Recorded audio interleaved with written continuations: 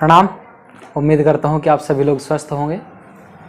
तो आज का जो हमारा टॉपिक रहेगा, आज के टॉपिक पे बात करेंगे भोजन पे, और डिस्कस करेंगे कि भोजन के क्या रूल होते हैं। मीन्स कि भोजन, जब हम भोजन कंज्यूम करते हैं तो उस समय किन किन बातों का ध्यान रखना चाहिए। तो आज इसी टॉपिक पे बात करेंगे। तो शुरू करते हैं। तो ये तो हम सभी जानते हैं कि भोजन हमारे लिए बहुत ज़्यादा महत्वपूर्ण है। मीन्स इतना महत्वपूर्ण है कि हमें भोजन करना ही पड़ता है अगर बॉडी को चलाना है। अगर हम कुछ दिन खाना ना खाएं तो क्या होगा कि बॉडी कमज़ोर हो जाएगी, और कुछ दिनों में ऐसा हो सकता है कि हमारे प्राण कमज़ोर हो जाए और हमारा शरीर, मीन्स हमारी आत्मा हमारे शरीर को छोड़ दे, डेथ हो जाए। तो भोजन हमारे लिए बहुत ज़्यादा इम्पोर्टेंट है। ये होता है कई बार कि हम भोजन के बिना कई दिनों तक जीवित रह सकते हैं, ये एक अलग बात है, लेकिन फिर भी भोजन हमारे लिए बहुत ज़्यादा महत्वपूर्ण होता है।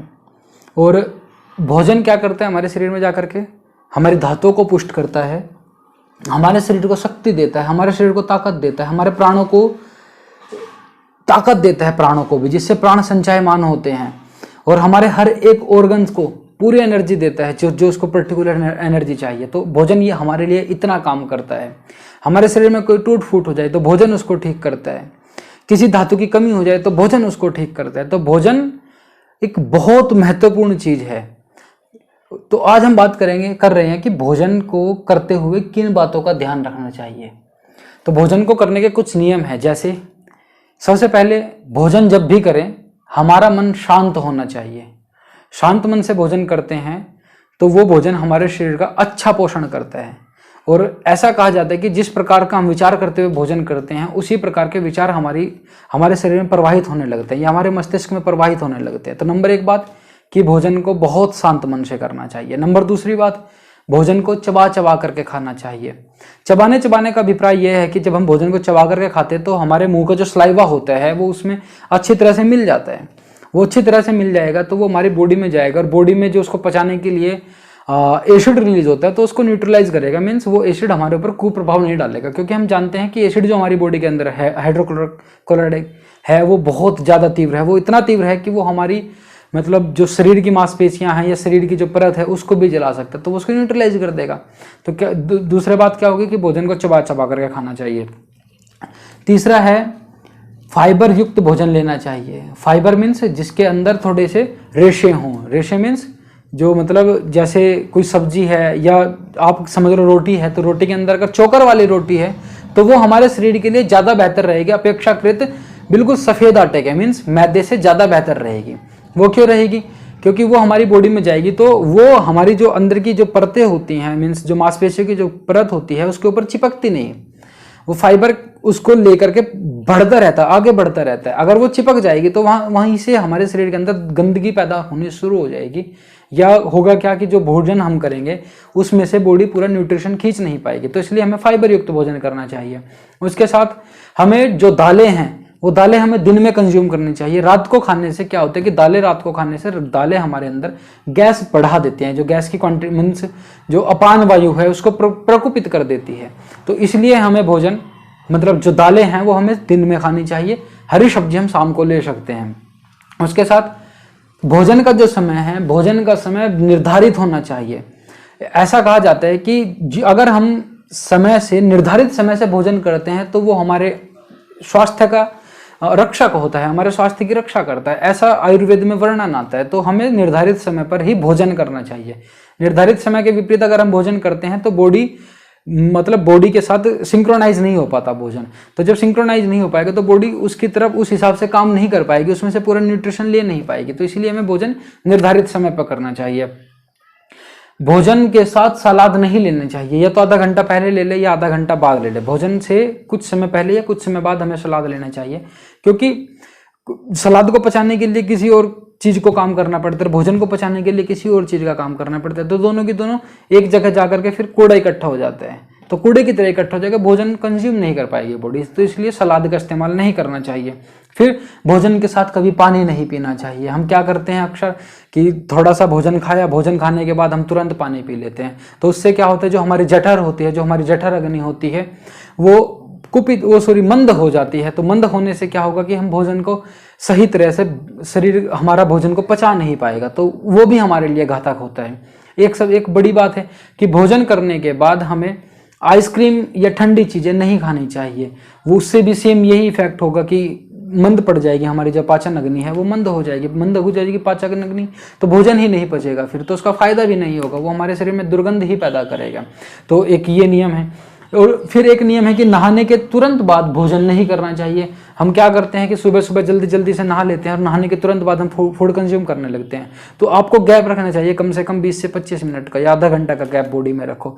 क्योंकि क्या होता है कि जब हम नहाते हैं तो नहाने के बाद बॉडी का टेम्परेचर थोड़ा डाउन हो जाता है, तो बॉडी का जो ब्लड है वो टेम्परेचर को उठाने का काम करता है, टेम्परेचर को हाई मीन्स कि बॉडी के नॉर्मल करने का काम करता है। उसी समय हम भोजन कंज्यूम कर लेंगे तो ब्लड को पता नहीं चलेगा कि बॉडी को गर्म करना है या भोजन को पचाने का काम करना है, तो वो वहाँ कन्फ्यूज हो जाएगा। कन्फ्यूज होने से क्या होगा कि या तो भोजन पड़ा रहेगा ऐसे ही सड़ता रहेगा, या फिर शरीर का जो तापमान है वो अप एंड डाउन हो जाएगा, या थोड़ा मतलब प्रॉब्लम में आ जाएगा जो तापमान है। और इसी तरह भोजन करने के तुरंत बाद भी नहाना नहीं चाहिए। भोजन करने के एकदम भी नहाने से सेम दिक्कत होती है। भोजन और फिर नहाने के शरीर की ऊर्जा देने के तौर पे वो कंफ्यूज हो जाते हैं कि क्या काम मुझे पहले करना है। तो इसलिए भोजन करने के तुरंत बाद भी नहीं नहाना चाहिए। और एक सबसे बड़ा जो नियम है भोजन का वो है कि मिताहार लेना चाहिए। मिताहार मीन्स कि 25% हम खाना ले लें, 25% हम उसके लिए छोड़ दे, क्या बोलते हैं उसको, पानी के लिए, फिर हवा के लिए छोड़ दे। तो इस प्रकार हमें भोजन को मिताहार लेना चाहिए। एक और नियम है कि भूख लगने पर ही खाएं। बड़ी बात क्या है, हम खाते रहते हैं, जैसे कि हमें भूख नहीं लगी लेकिन हमें पता है कि हम 5 बजे खाते हैं, निर्धारित समय पे, जैसे मैंने कहा कि निर्धारित समय पे खाना खाना चाहिए।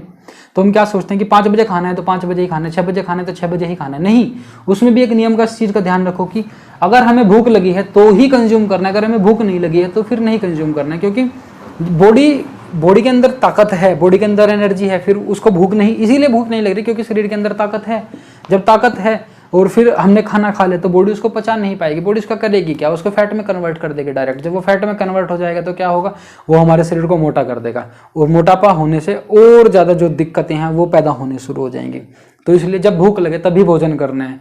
एक वाइट शुगर और वाइट आटा और वाइट चावल, इन चीज़ों को छोड़ देना चाहिए। बिल्कुल जो वाइट चीज़ें होती है ना, जो जितनी शार्प चीज़ें दिखाई देती है वो नहीं लेनी चाहिए। मीन्स ना तो बिल्कुल वाइट जो शुगर होती है, चीनी, उसमें HCl की मात्रा बहुत, मतलब उसको जो साफ करने के लिए तत्व इस्तेमाल किए जाते हैं, वो हमारी बॉडी की जो रक्त की जो क्षारीयता है और बेसिसिटी है या अम्लता की ओर प्रभावित कर देता है, अम्ल बढ़ा देता है उसकी जो। तो उससे क्या होगा कि हमारा ब्लड लेवल, जो हमारा ब्लड का शुगर लेवल वो इंक्रीज हो जाएगा। तो वो उससे भी बचना चाहिए। फिर क्या, सफ़ेद आटे से बचना चाहिए। सफ़ेद आटा, जो मैंने आपको कहा भी कि कॉन्स्टिपेशन का एक बहुत बड़ा कारण हो सकता है, क्योंकि वो क्या होता है कि परतों के ऊपर चिपकना शुरू हो जाता है। और इसी प्रकार सफ़ेद चावल भी नहीं खाना। चावल भी नॉर्मल जो हम निकलवाते हैं, जो भी चक्की में जा करके या कैसे भी हम उसको निकलवाते हैं, धान से अलग करवाते कुटवाते हैं, तो उसको बहुत ज़्यादा रगड़ करके कुटवाना नहीं चाहिए। उसको प्योर जैसा भी वो राइड सा है तो ऐसा ही निकलवा लेना चाहिए। वो भी हमारे शरीर के लिए बहुत ज़्यादा फायदेमंद होता है, उसमें स्टार्च बहुत ज़्यादा उत्पन्न होता है, तो हमें वो कंज्यूम करना चाहिए। फिर एक है, भोजन को जब भी हम कंज्यूम करें, भोजन को बहुत धीरे धीरे चबा करके खाना है, बहुत धीरे धीरे खाना है। ऐसा नहीं कि फटाफट से हमने खा लिया और फिर फटाफट से किसी दूसरे काम में लग गए, नहीं।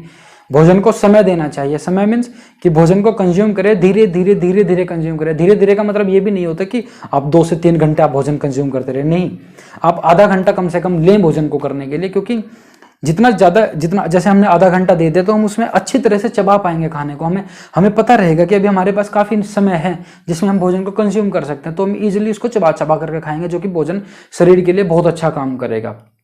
उसके साथ ज़्यादा तला हुआ, ज़्यादा भुना हुआ और ज़्यादा मिर्च मसाले वाला भोजन नहीं करना चाहिए। वो भी हमारे शरीर की जो एसिडिटी है उसको बढ़ाता है।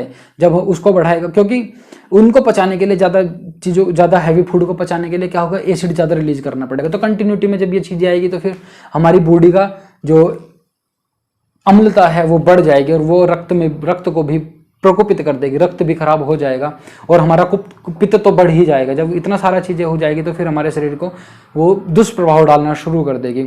उसके साथ ज़्यादा मिर्च मसाले वाला मैंने आपको बता ही दिया। ज़्यादा गरिष्ठ भोजन लगातार भी नहीं लेना है। क्या करते हैं कई बार कि हम गरिष्ठ भोजन करते रहते हैं, जैसे हमने सुबह हम हैवी फूड ले लेते हैं, फिर दोपहर को फिर हैवी फूड ले लेते हैं, शाम को फिर सोते हुए पनीर खा लेते हैं, दिन में हम माँ की दाल खा लेते हैं या जिसको उड़द की दाल बोलते हैं वो खा लिया हमने, और उससे पहले सुबह भी हम ज़्यादा हैवी फूड ले लेते हैं।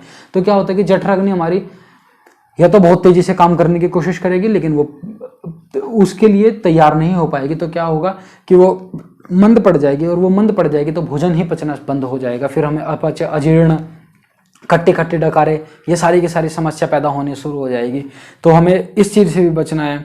फिर क्या है कि घी का सेवन बहुत ज़्यादा ज़रूरी है। अगर आपको कोई मेजर इंजरी नहीं है, मेजर इंजरी मीन्स ये आपको कोई ऐसा रोग नहीं है जिसमें घी खाने के बाद आपको कुछ दिक्कत पैदा हो, तो आपको घी तो कंटिन्यू खाना ही है। अगर ऐसी स्थिति नहीं है, घी खाने से क्या होगा कि हमारे शरीर के अंदर जो चिकनाई है, जो तरलता है, वो बनी रहती है।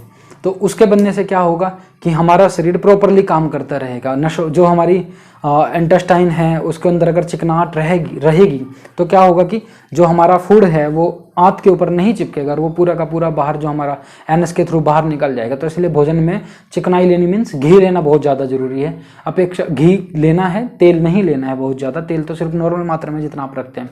सरसों का तेल आपको इस्तेमाल करना है, उसके लिए आप बहुत ज़्यादा वीडियो देख चुके हैं कि सरसों का तेल ज़्यादा बेहतर क्यों है। फिर अपनी तासीर के अनुसार खाना खाना है हमें ऐसा नहीं कि अगर हमें पित्त ज़्यादा है हमारे शरीर में तो ऐसा ना हो कि हम हल्का भोजन करते रहें। तो क्या होगा कि एसिडिटी खुद बढ़ती रहेगी, तो हमें खट्टे खट्टे डकारे शुरू हो जाएंगे। तो अपनी तासीर को देख करके तब भोजन करना चाहिए। और ऐसा भी ना हो कि कफ की प्रकृति है और तो हम कफ के अनुकूल ही खाना खाते रहे, हम केले खाते रहे, हम चावल खाते रहे, दिन में हम बहुत ज़्यादा रोटियां खाते रहे, हम बहुत ज़्यादा घी खाते रहे। तो उससे क्या होगा कि हमारी जो कफ की प्रकृति है वो और ज़्यादा कुपित हो जाएगी और शरीर और ज़्यादा मोटा हो जाएगा, डाइजेस्टिव सिस्टम खराब हो जाएगा, उसके साथ कॉन्स्टिपेशन हो जाएगा, उसके साथ अनेकों रोग। जब पेट खराब हो जाता है तो सारे के सारे रोग पेट से शुरू हो जाते हैं।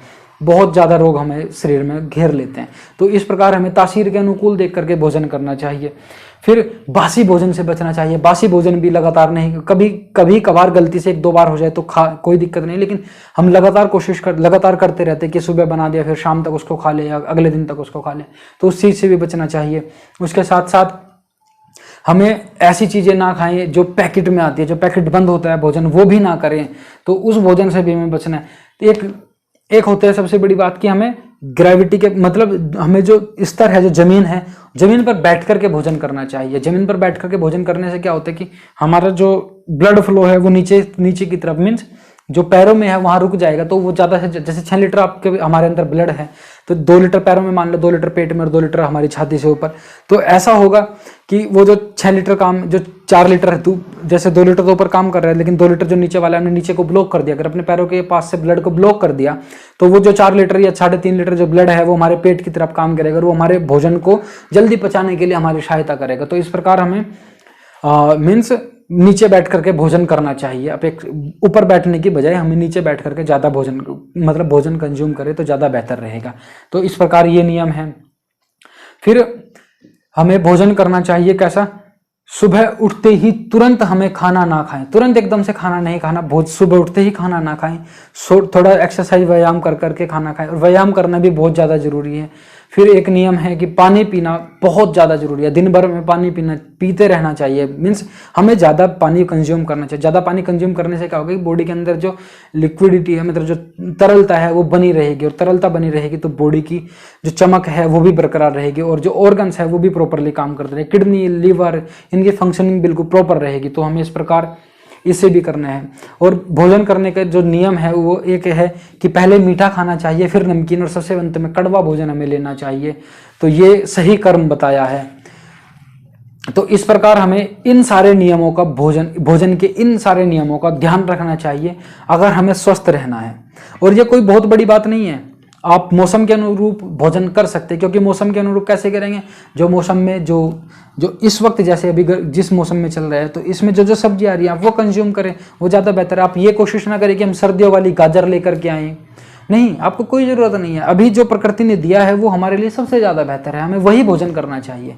तो इस प्रकार मौसम के अनुकूल, शरीर स्वास्थ्य के अनुकूल, जैसे अगर हम बीमार हैं तो हमें बीमारी में ये ना हो कि हम पनीर खा करके आ जाएं या भारी दालें खा लें। नहीं, आप अगर बीमार हैं तो आप हल्की सी मूंग की और उड़द की चावलों की खिचड़ी बना करके खा सकते हैं, भेदरी टाइप की, थोड़ा पतला पतला सा।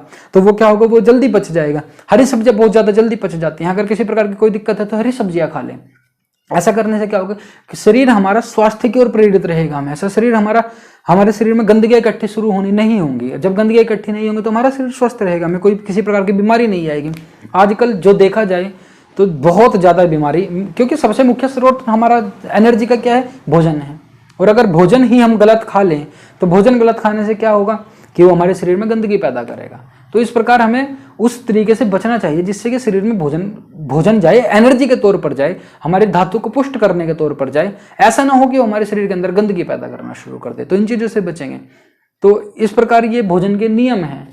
तो इन नियमों का पालन करें तो हम बहुत अच्छा और जीवे में श्रद्धा शब्दम कि 100 साल तक हम स्वस्थ रहते हुए जीने की कामना कर सकते हैं। अगर हमारा भोजन सही हो जाए, हमारा आहार विहार सही हो जाए, हमारा विचार सही हो जाए, तो इस दृष्टिकोण से अगर हम इन चीजों को ठीक करें तो हम बिल्कुल पूर्ण रूप से स्वस्थ रहेंगे, हमें किसी प्रकार की कोई समस्या ही नहीं होगी।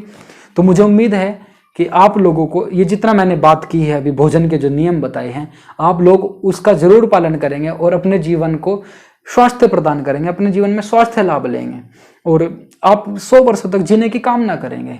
तो इसी के साथ प्रणाम, स्वस्थ रहिए, खुश रहिए, धन्यवाद।